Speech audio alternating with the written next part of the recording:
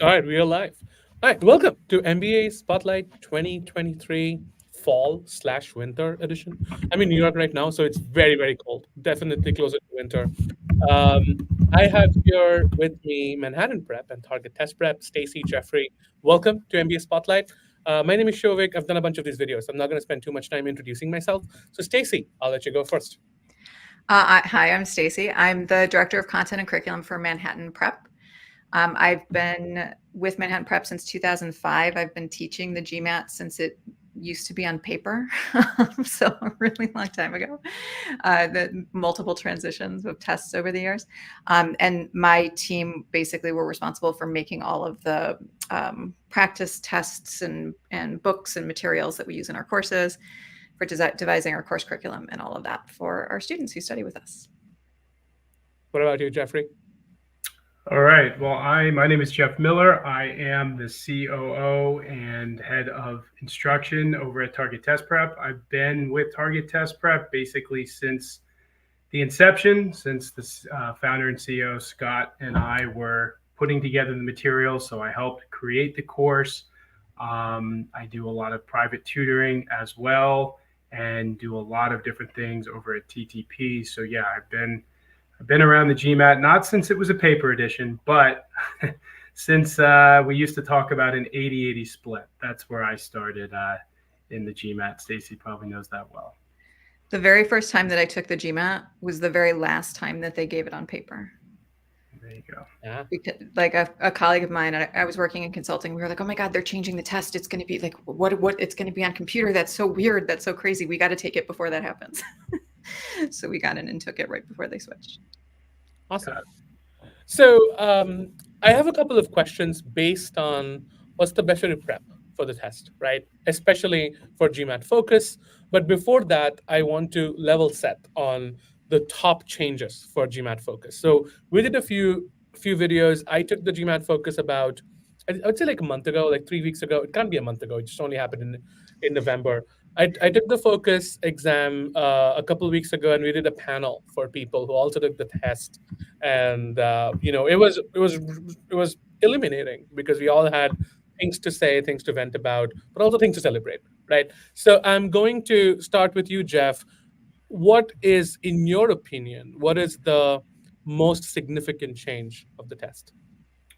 Yeah, well, as we were discussing earlier, the good news about the GMAT Focus is I feel like the transition has actually been quite smooth for students, even students who were previously studying for what everyone calls the classic version of the GMAT, and they pivot over to Focus because they're realizing they're running out of time.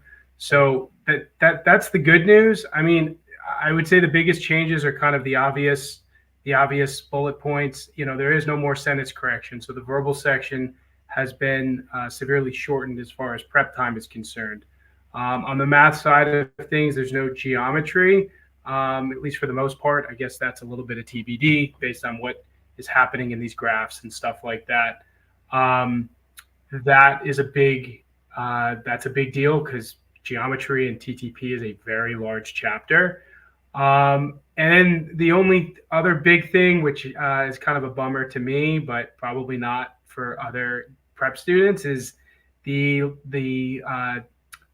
taking away of the pure math data sufficiency question. So what that essentially does for anyone studying for the test is it kind of removes the large mass of number properties that you need to learn, a lot of the inequalities you need to learn, a bunch of stuff in algebra and linear quadratic equations. So all the topics that we call like the technical topics, those have become a lot easier because there's just less kind of cool ways to test those. So on the content side, I would say those are the big things. Obviously, the sections are different. In data insights, the integrated reasoning has now become important. However, Right. it was there in the old GMAT. It's just people didn't necessarily care about it. So from a macro view, those are kind of the biggest things that I think everyone's seeing. Makes sense. Yeah, I think Stacy, Jeff kind of highlighted almost all of the net new changes, right? So I'm going to ask you a slightly different question, and you have been the curriculum person for a while, so maybe you can correct me if I'm wrong, right? So one of the ways we draw insights about the test is by looking at official questions, So I'm guessing the GMAT didn't tell you, hey, Manhattan, here is the syllabus of everything that we test. My guess is your team looked through the questions painstakingly and then came up with a curriculum, a course structure of what the syllabus should be, right? Now, there's a lot of content changes like Jeff just outlined for the GMAT Focus.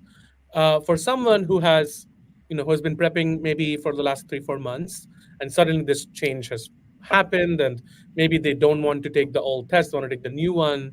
How do you get them to say, "Oh, this part of the book that you're reading, ignore that. This part, make sure you do more." How do you get them that information so quickly?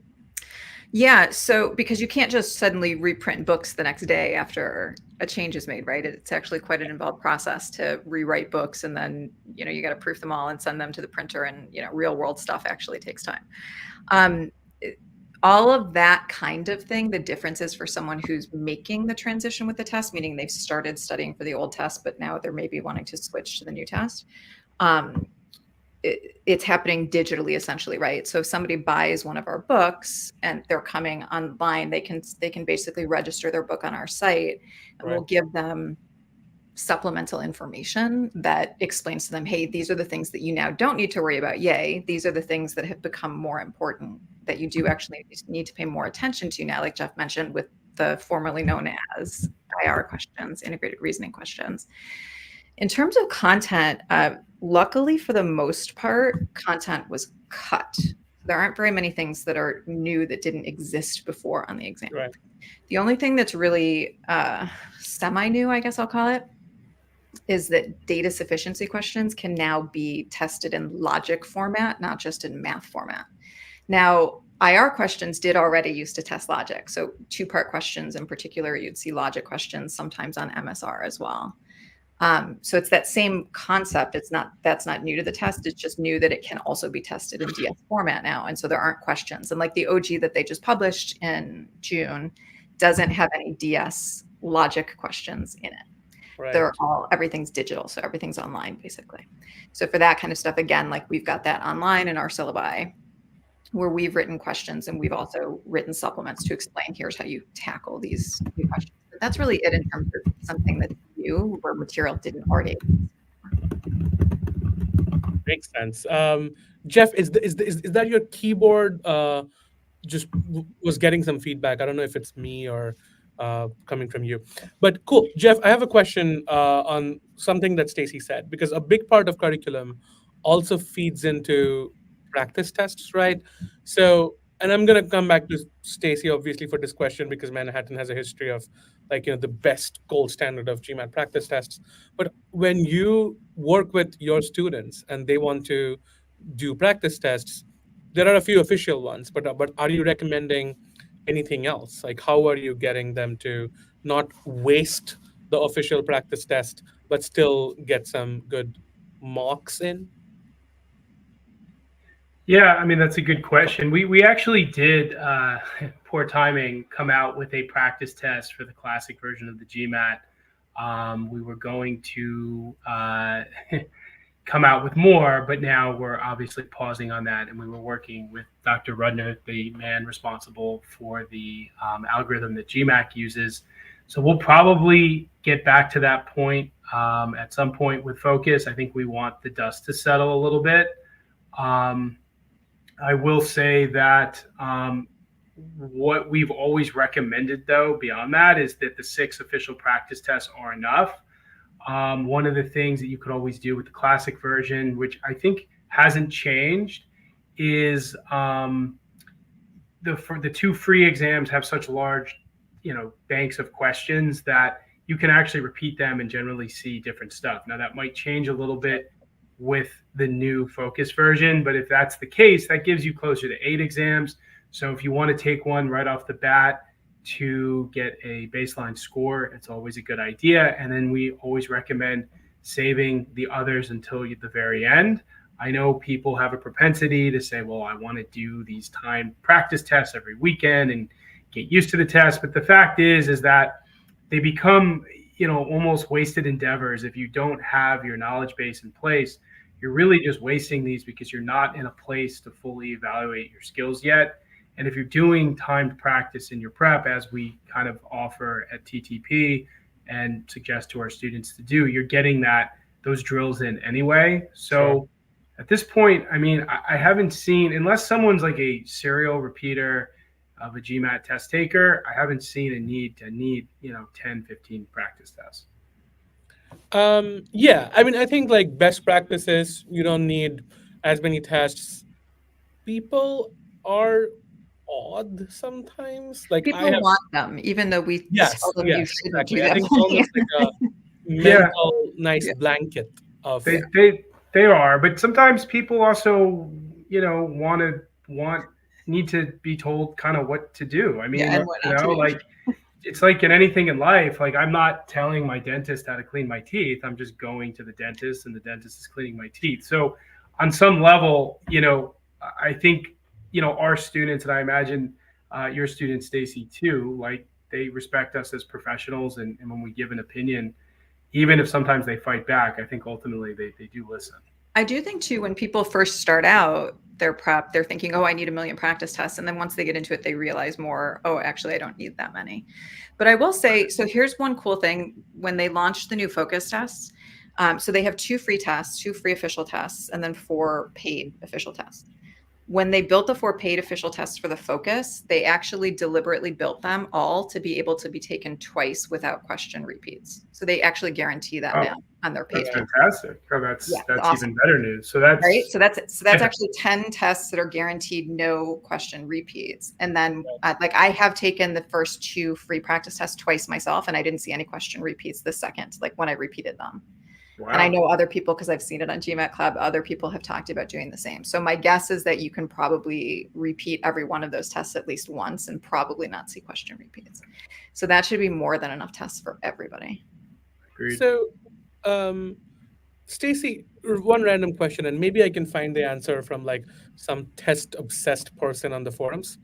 One of the things that I would often see is GMAT practice set one and practice set two don't have like any overlaps, correct? Right. But official guide questions would have significant overlaps year after year, right?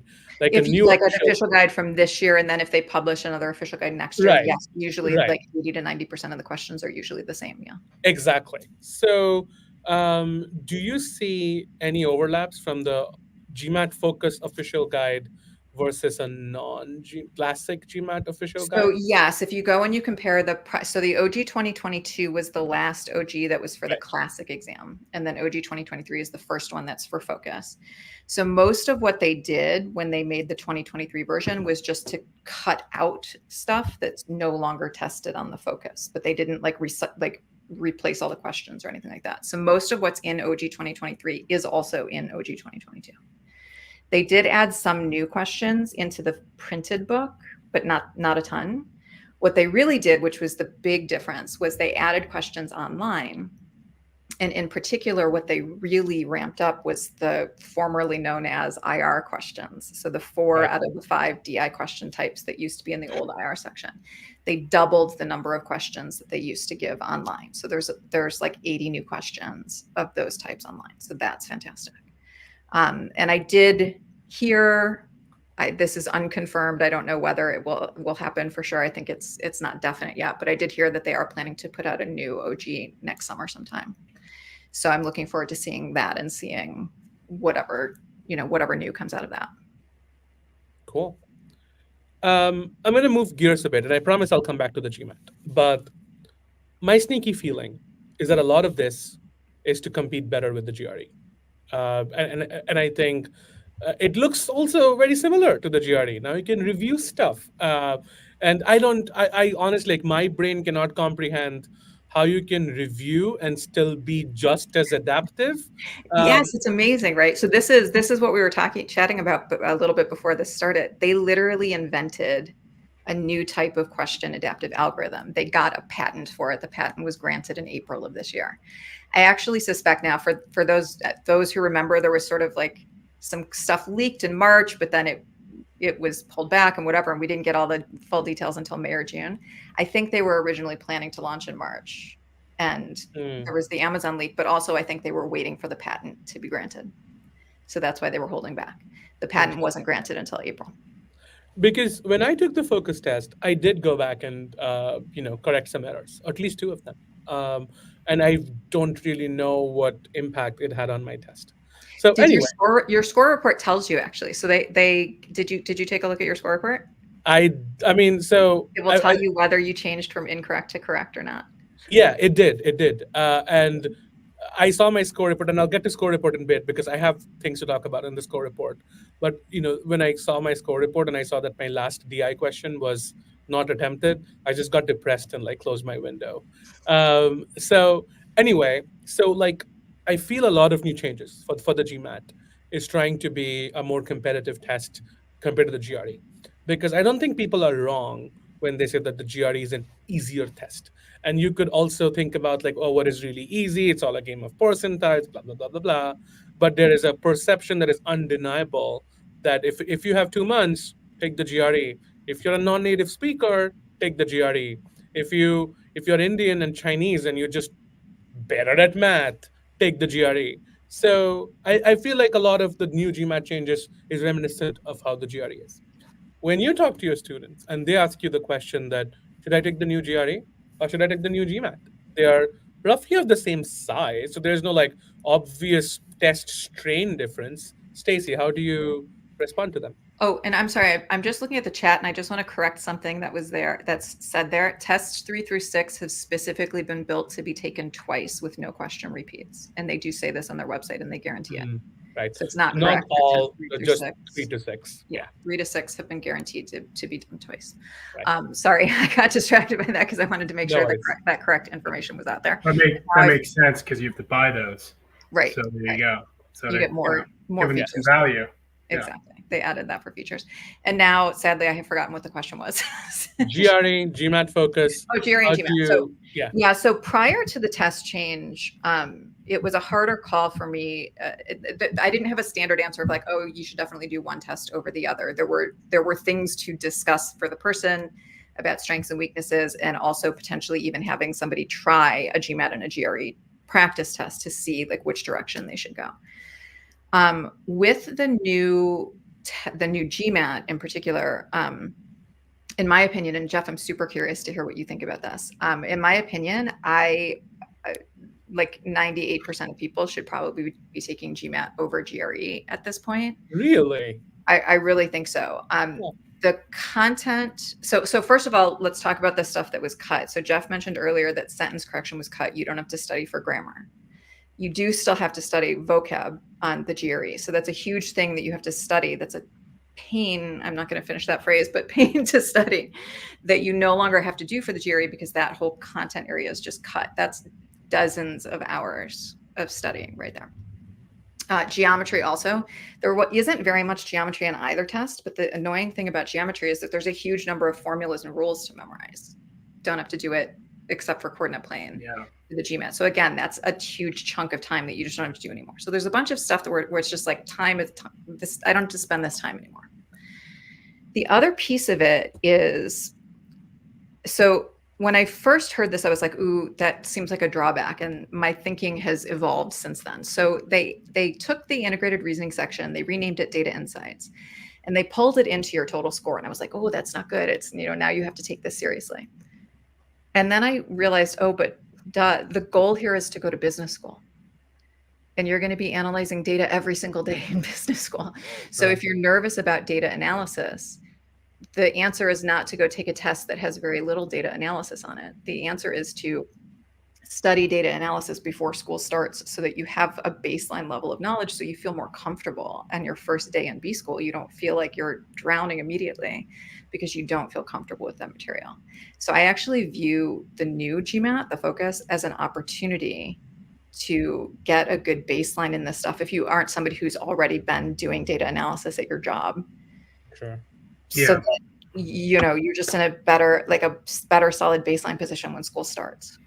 Yeah, I think your point is a valid one. It's interesting because I do, over the years, I've also worked with a lot of students who have pivoted to the EA. And like I was working with my remember it was back in December of last year. She was like a vice president at Chase, and her math was not strong, but she crushed the IR section in the EA. And I've seen that with many people working in finance, many bankers, et cetera, et cetera. So I do think it's an advantage to people in that field. And of course, they need to be able to do this in business school and beyond. And the other thing, too, is it's not like, for the most part, the data insights section isn't that crazy. I mean, when you talk about TPA math, for example, you're just doing all of the things you would normally do in math: rates, ratios, percentages. And table analysis is even easier, but it's the usual suspects: statistics, percentages, ratios, maybe a little bit of probability. So Sure. it's actually not that bad of a section. And Yeah. especially because you're just building off of skills you've already learned, it's not this heavy lift like it would be to learn, say, geometry, which is completely different from pretty much the other topics that you're learning, on top of the fact that there's just a boatload of formulas you need to know. And Yeah. same with sentence correction. It's not like you need sentence correction to do well in critical reasoning and reading comprehension. So from that standpoint, and kind of what's tested on the GMAT versus why people are taking it, what they're going to do with it, Yeah. yeah, I mean, it seems like a good test. And I think that's why there hasn't been a lot of pushback since people have transitioned into taking it. So And you your mentioned, recommendation to your students would be take the GMAT? Yeah, I haven't. Listen, the only time I tell students to go for the GRE, and this is more a discussion around the classic GMAT. So I haven't gotten into the territory yet Sure. where someone has just failed at the GMAT focus, and we're trying to come up with ideas of what they could do differently. But in Right. the past, like, if someone, even if someone was doing really, really well in their practice, on the practice exams, going in and bombing, and we were figuring things out, a lot of people didn't like the question adaptivity of the GMAT. Mm. I realize it's still question adaptive to a point, but as we discussed, there's other features that make it a more user-friendly test than it used to be. So yeah, I mean, until someone comes to me and they're like, "I'm just failing at GMAT Focus," Yeah. you know, I would say take it. But if it's like, okay, I'm really, really good at vocab, I have a great vocabulary, Sure. then okay, fine, the shoe fits. and I But love geometry, which nobody right, has said ever, but right, exactly. Or I like less intense critical reasoning or reading comp, which the GRE has less intense, reading comp, Sure. and critical reasoning.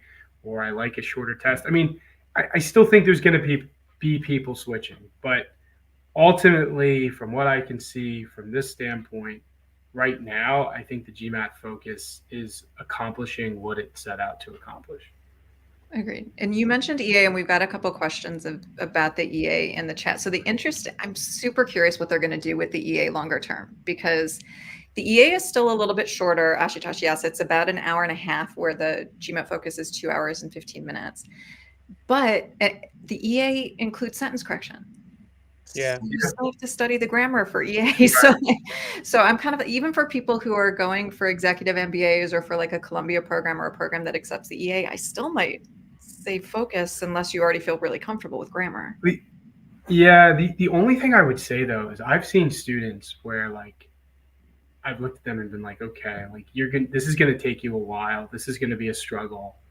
And then they come back and they're like, oh, I got a 155. Or I had another student who was just doing really well in practice test, bombing the GMAT, got a 161 on the EA. Yeah. So the only thing that It depends on the makes me, sentence correction piece of it. It's like, yeah, but it just seems like the scoring algorithm for the EA seems to me, and it could just be the difficulty of the content, but it seems to me like there's something about it where, like, you don't have to be great. Like, I think the it's a ones, different pool of people too. Yeah, yeah, it well, is a the different ones, group of people. The percentiles are off there. Um, so okay, so I want to push back on what both of you said, because I'm like I'm a GMAT nerd. So like I like the test for what it tests. So I think one of the, and I'm curious about what you think of what I'm about to say. It's like I think the GRE tests very like somewhat easy middle school, maybe high school math. I don't think the GMAT tests math at all. I think a lot of the GMAT math is like, are you good at organizing your thoughts? Are you good at like making sure that you notice that we said X is a positive integer? And I think being able to do that has like real life skills, which so I am very glad that both of you think GMAT Focus is a better test because that makes me happy because I like the GMAT questions so much more than the GRE questions, which feels a lot more. It's the Um, difference between textbook. The GRE is more textbook math, and the GRE yeah, is more yeah, real world or exactly. logical thinking about math. And That's that's right. also, yeah, that's another reason why I also like it and why I think it's a better preparation for business school in particular. Because again, that's the kind of thinking you actually need to be able to do in B school classes and at work. Yeah. That's right. So if that's the delta between, that's like one of the principal delta between those two tests. And if that's one of the contributors of people saying the GRE is easier, we haven't really fixed that problem, which I don't think is a problem. I think that's like a Yeah, I mess. wouldn't want to fix the problem if I were the school, because for the school, I So want somebody to be able to do that logical reasoning. that's right. Now let's come back to the school, right? So I really like what you said, Stacy, that data insights seems like the most closely tied to an actual business school curriculum, right? I totally agree. I went to business school. Seems fairly well connected, right? My challenge with this is business school applications have been down for a while now. They'll probably start taking SATs at this point, right? So, how do you then justify the GMAT being closer to an actual business curriculum when the business school themselves will take MCATs? So, like, how? Yeah, and I think a couple schools actually did accept SATs for a while during the pandemic when things were super Wow. Yeah. crazy, but that was a special crazy circumstance. So there is yes, the point that you make is completely valid, and the schools are sort of stuck between a rock and a hard place here because Yeah. they are competing for students, and they want to make sure that they're filling their classes and all of that kind of stuff. And I do think there's a decision to be made here by each applicant, and each whichever way you make this decision is valid. It's really what's right for you. So there's a decision of like, okay, I don't care about anything except for what's the minimum, like what do I need to do to just get accepted into the program that I want to get into. And for that, it's just, okay, whichever test is better for you, go for it. It doesn't matter which test. It doesn't matter if it is the GRE, go for it. There's also, I was saying before that I said I think DI now is an opportunity for people who aren't as comfortable with those concepts to help get themselves better prepared before they start school.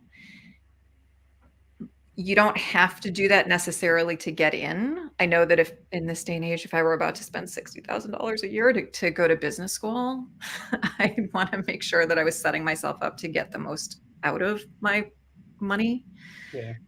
in school itself. And so, it doesn't mean that you have to do what I'm clearly advocating right now. Yeah. But if you have the time, if Yeah, you have I the think that's the if best you have the point. ability, if you have the ability to Yeah, do, you're that's a. I mean, doing yeah. yourself a favor by doing that now. Go ahead, Jeff. Sorry, go ahead. Well, I was going to say we're just here talking about what tests we like and how it relates to business school. But yeah, I mean, at the end of the day, it's all a means to an end. Like Yeah. this is just the beginning of your journey and your process. So if you're going to get into a better school by taking the GRE, then you'll take it. And I wouldn't, if someone came to me and said, I know I'm going to do better on the GRE and it's going to improve my chances for acceptance at an M7 school, for example, I'd say I'd take it. Right. So yeah, there's many angles to look at this from, but then there's also the practical angle that it's a vehicle to get into the best MBA program you can. So yeah, I mean, maybe this will help bridge the gap between GMAT and GRE, but at the end of the day, for the student, it's kind of irrelevant. If they can pick an exam that works for them, that's what they're going to take. Right. Makes sense. This reminds me, I am obligated to ask people to like the video because it definitely helps us be in front of more people and we can do more content like this. So please do that. If you also subscribe to the channel, that makes it a double whammy. So that's helpful. We're kind of sort of nearing the end of the session, but I think one of the things that I wanted to end with, Jeff, Stacy, is how do you build product really, really quickly to address a fairly significant change that like a test has gone through, right? So, Jeff, maybe I'll start with you. So, what's like the product development slash strategy for target test prep looking like? Like, what are, as a consumer, why should I buy target test prep for GMAT Focus? Well, the good news is our GMAT Focus materials are done, and they've been done. We launched our GMAT Focus course back in July, if I recall correctly. Right. And then we had to add in a lot of extra questions after the launch. So we were on basically the moment that GMAC made this announcement, we gathered the troops and got moving. Now, the good news was it was a lift, but it wasn't a lift like they added physics to the GMAT. So we immediately slashed the things we need to slash, which were sentence correction and geometry. And then what we had to do is really, really beef up our integrated reasoning, but which is now data insights. But the good news is, as I said, a lot of that is based off of there wasn't new topics, but we did have to create the new question types. Right. So it was easy to see what GMAC had when it came to integrated reasoning. And I don't think they made too many changes. They changed the name, but I don't think conceptually the questions were that much different. So it was very clear what we had to do to make these integrated reasoning chapters or these DI chapters. And the best part about it is like we've really evolved over the years, right? So our course, we started off thinking we were going to print books like way back in the day in like 2015. And then we evolved to saying, no, let's make this an online product. And just from the standpoint of how we taught over the years, we've kind of crafted that and improved on it. So by the time we had to make this stuff for data insights, we feel like we were at a place where we could make some really cool stuff and teach it in a really cool way. So yeah, it didn't take long. Well, it did take a decent amount of time, but we were on it quickly.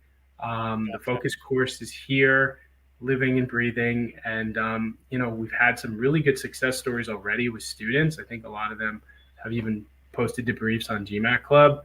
So that's why I've said it seems like it's a pretty easy transition. Like we're hearing the same stories from students. Instead of someone saying, hey, I got a 750 or 760 on the GMAT, they're saying I got a 715, I got a 720, 725. So it's just really cool to see. And, we expect a lot more of that moving forward. Stacy, how is Manhattan going about it? Similar, there was an extremely intense period of time where we were basically trying to update everything for the new test.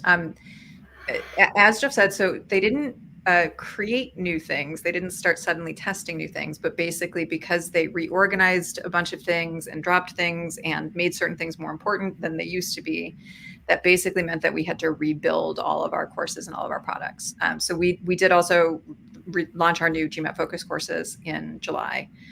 The biggest thing that we had to do basically also was around that data insight section. We already had all of our materials, all of our study materials for the old integrated reasoning section, but we didn't used to teach it live in class because it was less important on the old test.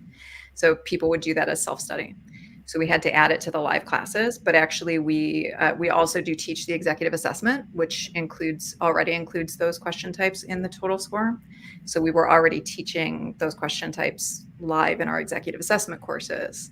So it was just a matter of pulling that curriculum over and pulling examples from the official GMAT materials to build those lessons. So it was, it wasn't like rocket science type work. It was just, we had to do it all in a really short period of time. So not much of a summer.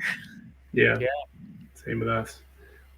Awesome. One interesting thing I just forgot to mention was us having to make the decision on where to teach data sufficiency. So we made a strategic decision, like we're going to teach it in the math sections because it seems very bizarre. Now we took out the pure math DS, so there's no real DS in number properties or inequalities, etc.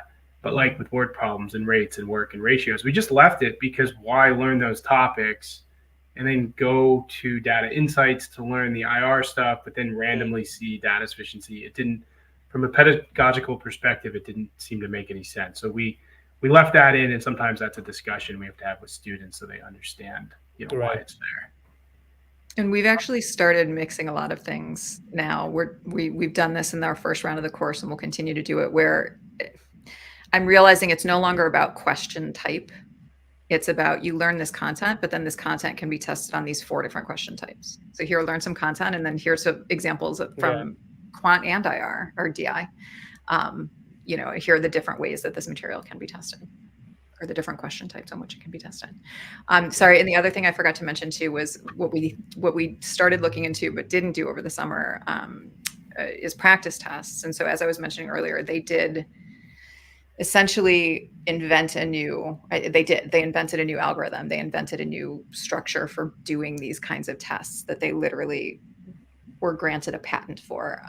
And while our in-house psychometricians are still like working on that and studying it, it's going to be a year for anybody to be able to actually build something that effectively models the new delivery mechanism for the algorithm, the new scoring structure.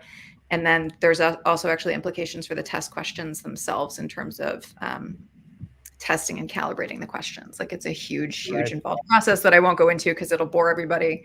But just for everybody to know, the practice tests you want to use are the official practice tests for quite some time for everybody on this call, probably, because you're going to be taking taking the real test in the next year. Right. The official test is the way to go. And to your point earlier, like knowing that there's 10 fresh things you can take, I mean, it does beg the question, at what point, okay, let's say everybody makes their own practice test. Well, are they ever going to be as good as the official ones? Maybe, maybe not. So do you need 16 tests? I don't know. I mean, 10 sounds pretty great. They used to have 6. Yeah, 10 plus you can probably take each of those an extra time without seeing repeats. Yeah. So you probably have 16 already anyway. There you go. So maybe that's been solved. Yeah, I think so. Cool. This was really awesome for us. I think one of the things that we were missing in the series of videos that we have done for GMAT Focus is how to actually reason about going to prepare for the test differently. We spent a bunch of time talking about the differences of the test, and sometimes frustrating, sometimes celebrating. But this was really, really awesome. Stacy, Jeff, thank you so much for joining. I will keep the video up for quite some time, even after MBA Spotlight is over. So if you want to come back, share some of your resources in the comments for people to check out, that would be great. Or you can just send it to any of our team members here at GMAT Club, and they will post it there as well, because I want people to start taking GMAT Focus more seriously, more quickly. And I will appreciate if GMAT Focus gets really, really popular and grabs a bit of a stronger market share than the GRE, because I do think that the GMAT is a significantly better test for a business program. So with that, thanks so much, Stacey. Thank you so much, Jeff. To everybody who is watching, thanks a lot for joining us for MBA Spotlight and this afternoon video. Thanks again. Bye. And good luck, everybody. Yep.